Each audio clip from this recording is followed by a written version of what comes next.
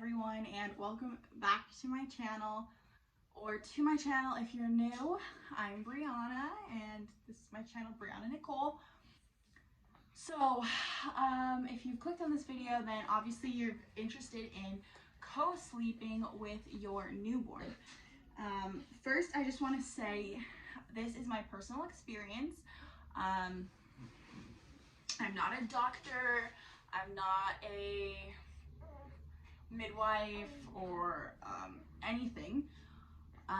Obviously consult whoever first, or just do more research on your own. Go with what makes you feel comfortable. I just wanted to put this out there because I feel like many...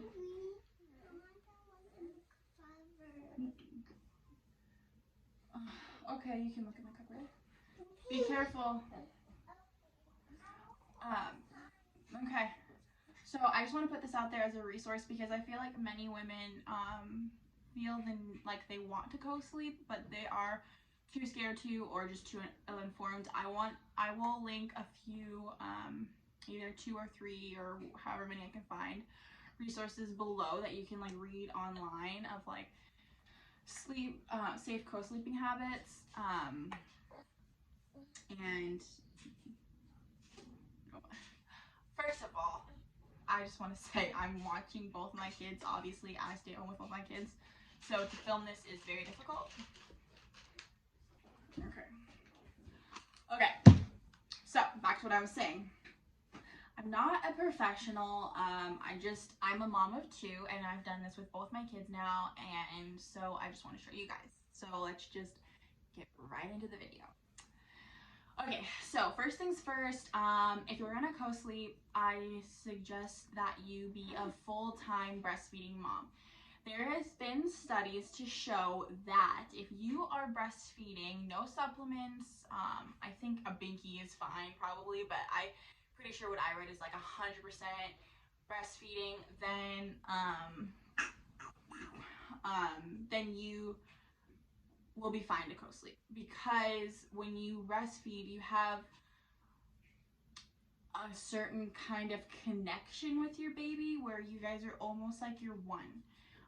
I used to toss and turn all the time, so I didn't think I'd be able to co-sleep with my daughter. When you're co-sleeping, you need to be breastfeeding, because that will just lower the chances significantly for any kind of rolling over incidents. Before I had my first child, I used to toss and turn, roll all the time. Like I was just always known for moving in my sleep, so I was very nervous about co-sleeping. So like I said, so I bought a $300 bassinet, and I used it 3 times. And I actually ended up sleeping with her on my chest, which I don't recommend for the first week, because I was just like, I wanted her close to me, and I didn't want her in the bassinet, and I didn't want her in my bed, but I was nervous, and I didn't really know like what to do. So then I kind of like looked up some things and like realized like, hey, how can I make my bed a safe environment? So yeah, so I guess the first thing is breastfeed, and the second thing is you have to sleep alone, especially when they're newborns. If you are going to sleep with your newborn, you need to like be by yourself. And I was by myself with both my kids. I now sleep with both of them, but I was sleeping by myself with Aria. Slept by myself, just me and her in the bed when she was newborn, and with him it was just me and him when he was newborn. I didn't have anyone else in the bed, not my daughter, not my now husband, anyone. My first tip would be breastfeeding full time, especially in those first, like, let's say 2 months. After that, I feel like you are okay even if you supplement, because you're still already so aware of your baby. But I don't know for sure. That's just like what I would think. Both my kids were exclusively breastfed till they were 6 months old, and then we introduced solids. So I've never had a newborn or a small baby that was formula fed. So I don't know how that would work. So I'm not an expert to expert on that. I feel like I know a lot about breastfed babies and breastfed co-sleeping. So breastfeed. Number 2, sleep alone, just you and your baby. Number 3, you can't have a pillow top bed. My bed is actually considered pillow top, but it's pretty firm. It's not like fluffy. You don't like fall into it. So it's like a hard pillow, a harder pillow top. Because I've also read that like you need a firm mattress, but mine's not firm, but it's not hard. And I slept with both my kids with this bed. And then you have to have, this is why my bed is like this, you have to have a bare bed. On top of having a bare bed, nothing on the bed at all, you have to make sure your sheets are tucked, especially at the top where you guys will be sleeping. And then what I did is I got one pillow like this. I had my baby like this. Can you represent how we slept? And I had a very thin blanket. This one's actually pretty big, but it's super, super thin. Versus like when I was pregnant, don't mind the baby coos. When I was pregnant, I used a duvet with a duvet cover. I would and this is really heavy. I would never, ever, ever, ever sleep with a newborn with a duvet cover. So what I did was I had the baby, I had this blanket, and this blanket was only for me. I would dress the baby either in a thick, I would dress him in a thick, like sleeper, or a baby like sack. And I'd always leave the arms out because I just felt like when they're bundled up, it's easier for them to just like roll. So I always left his arms out, and so I put a long sleeve shirt on if he was in. And I did that for 2 months, I would say. And then what I would do, so he would be in his, I had a sleep sack with his arms out, and he would be laying there. This blanket, like I said, is very thin and just for you. So a thin blanket. It was actually colder then too, so I got cold with both my kids. So what I would do is this blanket wouldn't go any farther than my waist, especially when they're under 2 months old.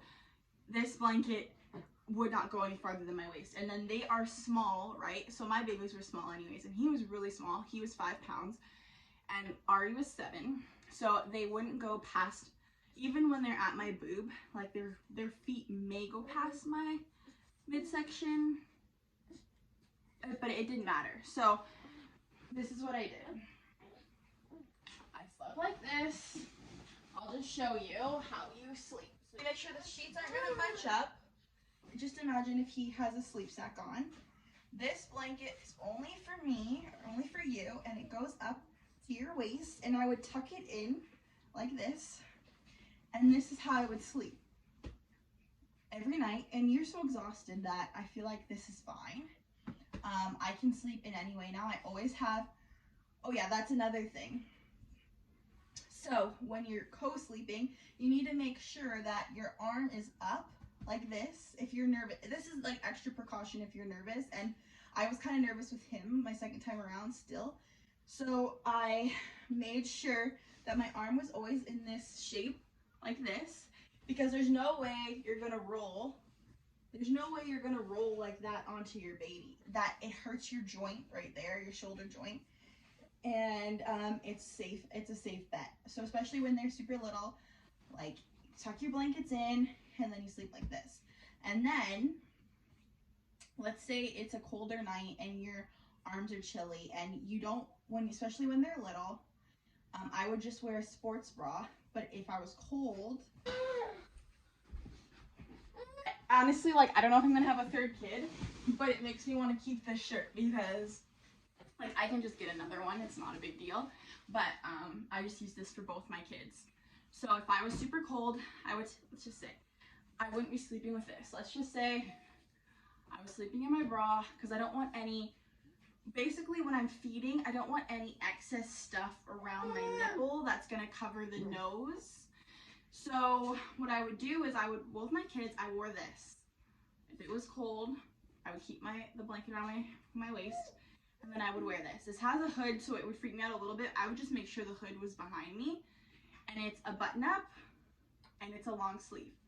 So I throw the long sleeve on, or sometimes I just keep it beside my bed if I fall asleep without it. Okay, and then when I lay it down, now they have, let's say I took my boob out, under or over, either way doesn't matter.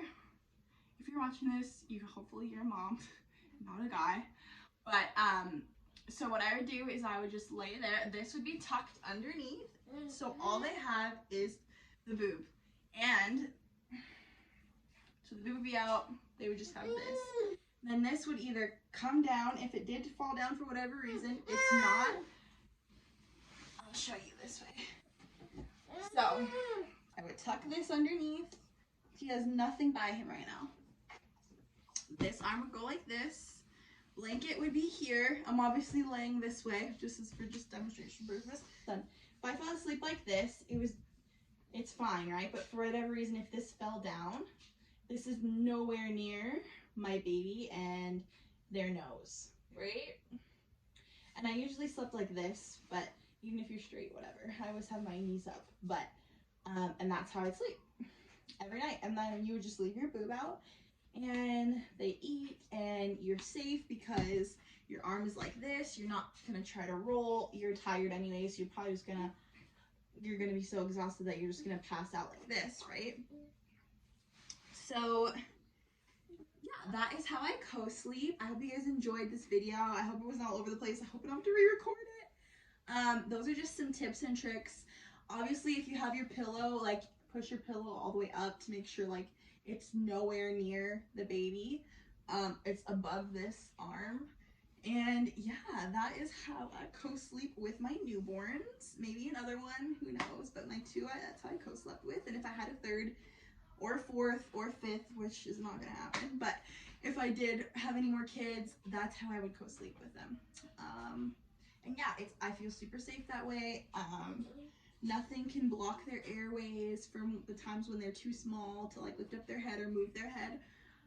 And yeah, so that is how you co-sleep with a newborn. If you have any questions, and if there's anything I need to add, I can make a part 2 or just like whatever. So yeah, I'll link the articles below that show the benefits of co-sleeping and how to co-sleep safely and any other tips that they may have.